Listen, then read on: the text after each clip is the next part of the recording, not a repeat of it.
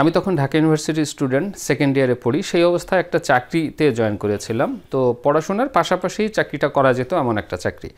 সেই চাকরিটা প্রায় 1 বছরের মতো করেছিলাম। তো চাকরির শুরুর দিকে আমাদের 2 মাসের একটা খুব সুন্দর ট্রেনিং দেওয়া হয়েছিল। খুবই ইফেক্টিভ একটা ট্রেনিং, আমার ভালো লেগেছিল। আমি আমার জীবনে প্রফেশনাল কাজের জন্য হোক বা ব্যক্তিগত প্রয়োজনই হোক, যতগুলো ট্রেনিং করেছি আমার কাছে এই ট্রেনিংটার কথা বারবার মনে পড়ে অনেক কিছু শেখার কারণে। তো সেই ট্রেনিংয়ের যিনি টিম লিডার ছিলেন আমাদের, তিনি আমাদের অনেক কিছু শিখিয়েছেন। আমি অনেক কৃতজ্ঞ তার কাছে।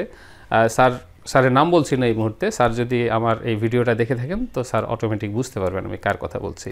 যাই হোক, যেটা বলার জন্য এই কথাগুলো নিয়ে আসা, সেই কথায় চলে আসি। তো 20 জনের মধ্যে ধরা যাক সবার যদি একটা করে টেস্ট নেওয়া হতো বা সবার স্কোরিং করা হতো যে ট্রেনিংয়ের শুরুতে কার অবস্থানটা কত 100-র মধ্যে, তো সেইটা এমন যদি হতো, এরকম কিছু হয় নাই, কিন্তু আমি আলোচনার সুবিধার্থে এমনভাবে হিসাব করছি আর কি। তো আমি আমার এক্সাম্পল দেবো আর একটা ছেলের এক্সাম্পল দিয়ে ব্যাপারটা বোঝানোর চেষ্টা করব। তো ধরা যাক 100-র মধ্যে আমার অবস্থান 50, মানে আমি 50 পাবো, এরকম একটা অবস্থা ছিল আমার। তার মানে 100-তে আমি পাই 50। আরেকটা ছেলে ছিল যার এক্সাম্পল আমি দেব, সে 100-তে ধরা যাক 80 পাবে। 80 পাওয়ার কারণটা কি? তার ব্যাকগ্রাউন্ড ছিল বেশ ভালো। শুধু ব্যাকগ্রাউন্ড ভালো তার জন্য 80 পাবে এমন না। সে চমৎকার ইংলিশ ভালো পারতো, ইংলিশ মিডিয়াম ব্যাকগ্রাউন্ড ছিল, ইংলিশ ভালো পারতো, উচ্চারণ খুব সুন্দর ছিল। এই চাকরিটার জন্য ইংলিশ ছিল একটা অবশ্যই ভাইটাল ফ্যাক্টর, এবং প্রধান ফ্যাক্টর ছিল ইংলিশ ভালো পারাটা খুব জরুরি ছিল। আরও অনেক ফ্যাক্টর ছিল, সেলস স্কিল, কমিউনিকেশন স্কিল, এগুলো তো লাগবে, তাছাড়া তো পুরো কাজটা করা যাবে না। কিন্তু ইংলিশটা খুব জরুরি ছিল। তো সে ইংলিশে খুবই ভালো ছিল, সুন্দর করে কথা বলতে পারতো। তো তাকে দিলাম আমি 80, ধরি 80। তো আমি 50, আরও কেউ 40, কেউ 45, কেউ 60, কেউ 70, এরকম ধরে নেই আমরা। কিন্তু আমাকে দিয়ে আর ওই ছেলেটাকে দিয়ে এক্সাম্পল দিই। তো আমি 50, সেই ছেলেটা 80। স্বাভাবিকভাবেই সে অনেক উপরে আছে এবং অনেক এগিয়ে আছে আমাদের অনেকের চেয়ে।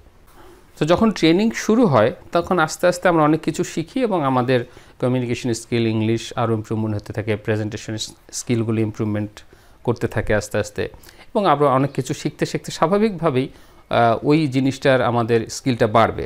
তো ট্রেনিং করার সাথে সাথে আমাদের বিভিন্ন দিক থেকে আস্তে আস্তে ইমপ্রুভমেন্ট ঘটে, এবং আমরা ধরা যাক আমি 50-এ ছিলাম, আমি হয়তো 55-এ গেলাম কিছুদিন পর। 55 থেকে আস্তে আস্তে ইমপ্রুভ করার মধ্য দিয়ে হয়তো 60-তে গেলাম, এভাবে একটু করে এগিয়ে যাচ্ছি। কিন্তু সমস্যা ছিল ওই ছেলেটার ক্ষেত্রে যে অলরেডি 80 পাওয়া, 80 পাওয়ার ঘরে তার রেসপন্সগুলো পজিটিভ ছিল না।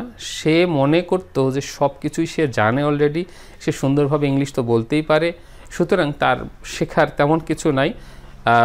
মোটামুটি সে পজিটিভলি রেসপন্স করতো না নতুন কিছু শেখার ব্যাপারে।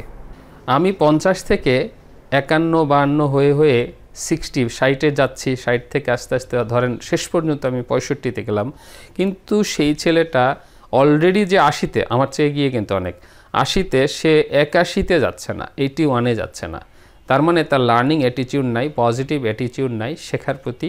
সে ধরে নিয়েছে সে সব কিছু অলরেডি জানে। এই যে ফ্লেক্সিবিলিটিটা, লার্নিংয়ের জন্য যে ফ্লেক্সিবিলিটি দরকার সেইটা নাই, রিজিড হয়ে আছে, সে শক্ত হয়ে আছে, মানে তাকে আর নতুন কিছু শেখানো সম্ভব হচ্ছে না। এই কারণে সে 80 থেকে আর 81-তে যেতে পারছে না।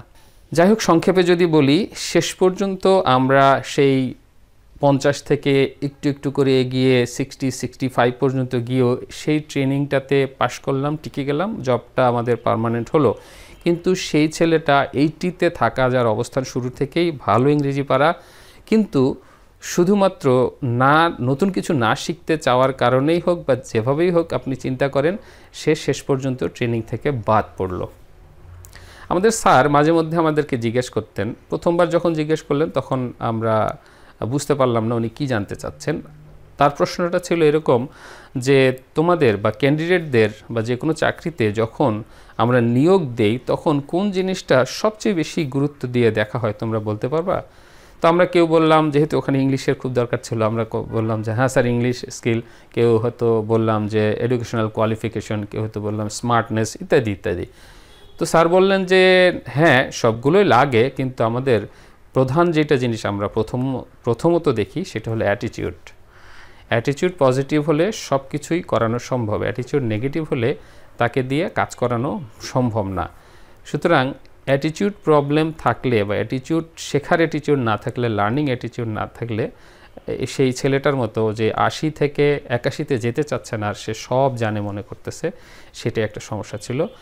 আমরা তুলনামূলক তার চেয়ে ইংলিশ বা অন্যান্য দিক থেকে দুর্বল থাকার পরও শেখার আগ্রহ থাকার কারণে আস্তে আস্তে এগিয়ে যাব এই মনোভাব থাকার কারণে হলেও তার চেয়ে দুর্বল হয়েও আমরা আস্তে আস্তে শিখে শিখে এগিয়ে যাচ্ছিলাম এবং আমাদেরকে পজিটিভলি দেখা হচ্ছিল। পজিটিভলি দেখা হচ্ছিল এই কারণে না যে আমরা কতটুকু পারি, পজিটিভলি দেখা হচ্ছিল এই কারণে যে আমাদের শেখার আগ্রহটা আছে, আমরা আস্তে আস্তে আমরা ইমপ্রুভ করার চেষ্টা করছি, ইমপ্রুভ করতেছি। জাপানিজ একটা কনসেপ্ট আছে, সেটা হলো কাইজেন। কাইজেনের মূল বক্তব্য হলো কন্টিনিউয়াস ইমপ্রুভমেন্ট, মানে অল্প অল্প করে একটু একটু হলো দিনে দিনে ইমপ্রুভ করা। সেটা যেমন কোনো প্রোডাক্ট বা বিজনেসের ক্ষেত্রে সত্য, সেটা পার্সোনাল লাইফেও সত্য। সেই কাইজেনের মতো করে একটু একটু করে ডেভেলপ করা গেলে আমাদের এমনিতে আস্তে আস্তে বড় ধরনের একটা ডেভেলপমেন্ট চলে আসে।